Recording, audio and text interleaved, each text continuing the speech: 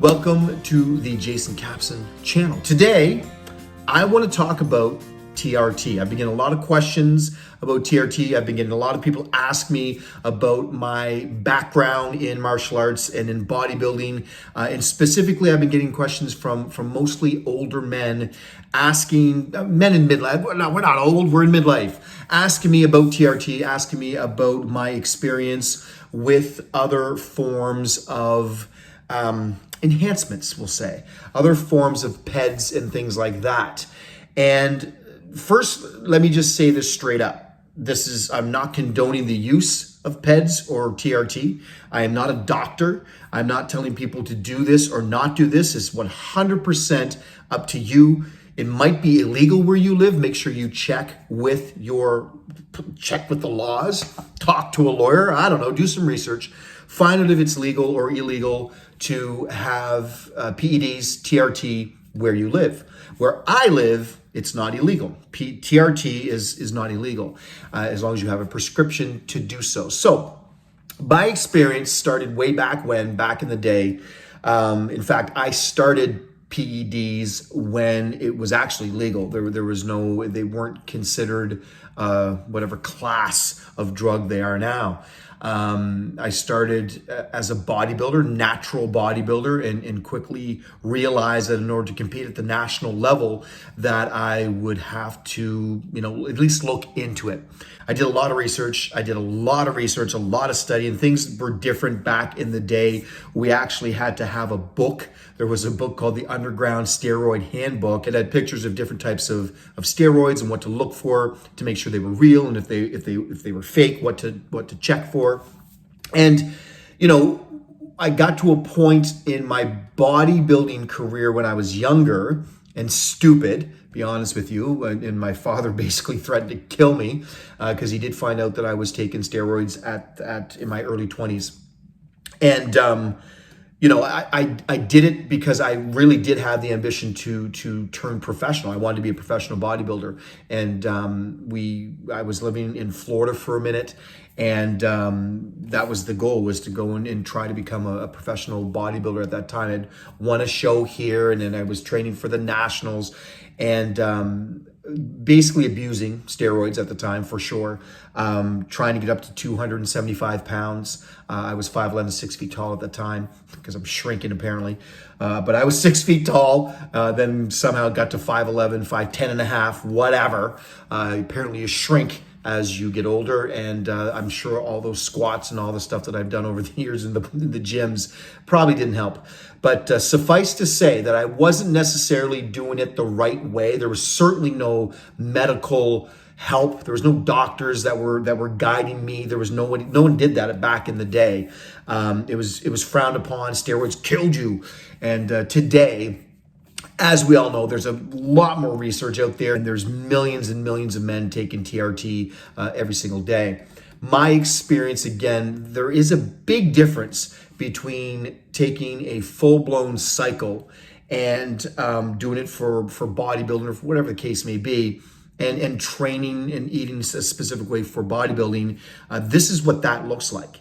And, when you're training for competition, the goal is to get as lean as possible while trying to maintain as much muscle as possible. And for me, the most I ever weighed on stage was roughly 200 pounds at 6 feet tall. Now, I was very, very lean. I had very, very low body fat at the time.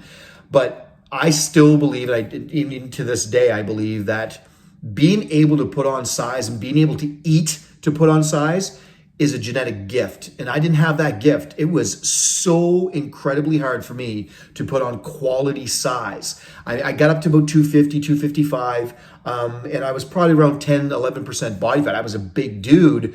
But remember, there's guys competing in the nationals at 6 feet tall who weigh close to 300 pounds on stage. So even at 250, I would have been tiny. And remember, 250, I was off season. So I was at 10% body fat. You've got to get a lot leaner than that to get up on stage. I probably would have weighed in around 220, 225, which today is classic physique. It's not even bodybuilding anymore. So yeah, I was abusing steroids. and took them off and on for many years in competition, and then got off everything altogether. And this is what you look like when you get off everything after doing that for so long. Not true. That's what happens when you just basically tap out on life. That's what happens when you eat nothing but junk food, when you don't exercise, and when you care very, very little about your health. So needless to say, I turned that around. I got healthy again, eating very, very clean. And as I got a little bit older, I started doing more research on the effects of testosterone replacement therapy, on the effects, what the effects are of that in men. Now, clearly there's no long-term research because TRT has only been a thing for a few years, and well, maybe 10 years or so, maybe longer, but actual TRT, where they have TRT clinics now in the States and in the UK that you can go to and get your shot, get a weekly shot, or if you take the long acting one, it's a little bit longer. But the TRT dose that I started to experiment with was approximately 125 milligrams, 150 milligrams of testosterone cypionate a week. Now, in comparison, so that's 125 milligrams a week. And in comparison to 1,000 milligrams or 1 gram a week on top of a bunch of other stuff, which is what I had been taking, that is a very, very, very microscopic dose. Now, those of you who've been following my channel, you can see the other videos that I have had posted up. I've had some health issues in the last year. I've had some issues with a bicep tear. That was an issue, big issue. Bicep tore right off the bone. I had some issues with hemoglobin. I had some issues with my heart because of a tooth infection. So I've been in the hospital a lot. And luckily, when you're in the hospital, they do a lot of blood work. So I had blood work done regularly, and the blood work that I was getting done, after being off of everything, was coming back with thick hemoglobin, high hemoglobin. My hemoglobin was thick, and basically couldn't get it under control. And at that point, I was off everything. I wasn't taking a thing. I was eating very clean. I was exercising quite regularly, and hemoglobin through the roof. So slowly but surely, my hemoglobin got under control with diet, proper nutrition, and just doing the right things. Phlebotomies definitely helped. Got my blood and my hemoglobin back under control. But at the time, I basically crashed and burned. My hormones were basically just out of whack. Everything was out of whack. Literally, I wanted to curl up on the couch and watch The Notebook. I didn't want to exercise. I had zero libido. My drive, my mental focus, my sleep, literally everything was a mess. It was literally a mess. And I started doing more research, and I started to dig into this, and I thought, okay, I'm getting regular blood work done, thank goodness. And I have a doctor that's monitoring me, thank goodness. And I've got these experts that are watching my health. And I thought to myself, I'm going to start this TRT dose, this low dose of TRT. But at the same time, make sure that I'm really watching my blood count, make sure I'm really watching my health, make sure that everything's fine. And since I started, my blood has been perfect. My health has improved dramatically. My sleep is better. My libido is once again through the roof. My drive to want to win, my drive to want to get to the gym, my drive to want to work, my drive is back, because here's the reason. Men need testosterone. Women get estrogen therapy, they get hormone replacement therapy done, and people don't bat an eye when women talk about, hormone replacement therapy for women. Nobody bats an eye. It's considered a thing. It's a thing. Women go, they get that done, and nobody says a thing. But men, it's frowned upon for some reason. It always has been, because of the way that it's done. It's an injection. It's testosterone, and because of that, the whole stigma of, well, it's a steroid. Well, it's going to kill you. Well, steroids kill people, and that's absolutely false. It's absolutely false. Steroids do not kill people. That is not an accurate statement.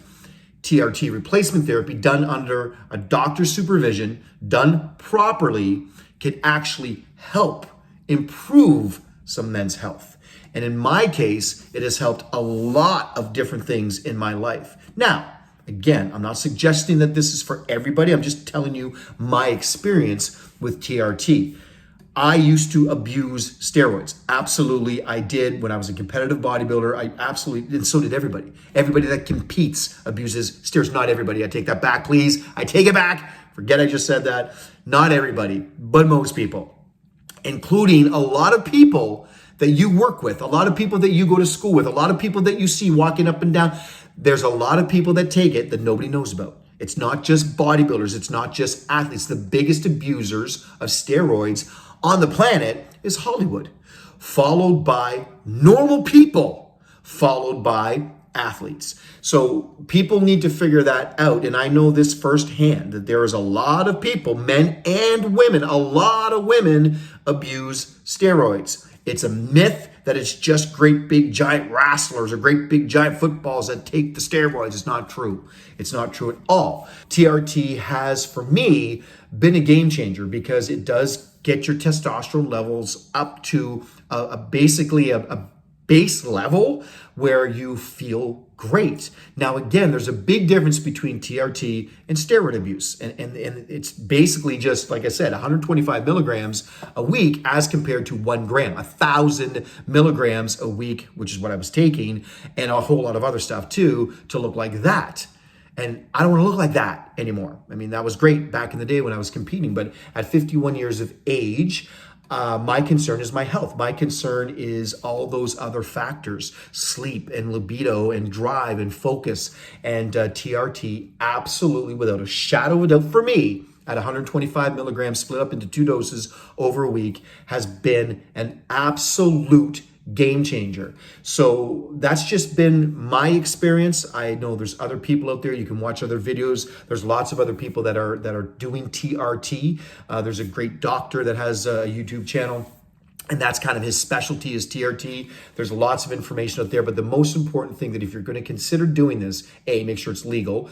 B, make sure you have a doctor that is going to prescribe you the right stuff, and make sure you get tested regularly to make sure everything is good. The same way when you get older, you should get tested anyways. You should get tested for everything anyways. But the key to all of this, and let me just make this very, very clear too, because there's a lot of people that think somehow that TRT or steroid is like this magic potion. It is not. You have to drink your water. You've got to eat healthy. You've got to get your exercise in. You've got to reduce your stress. You got to do all the things that I've been preaching for years and years and years and years.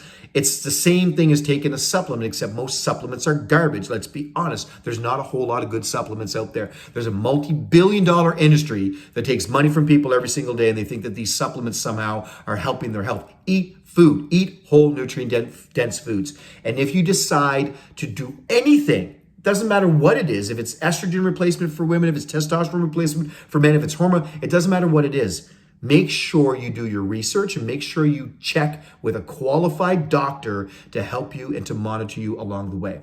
That is my review. That is my experience with TRT.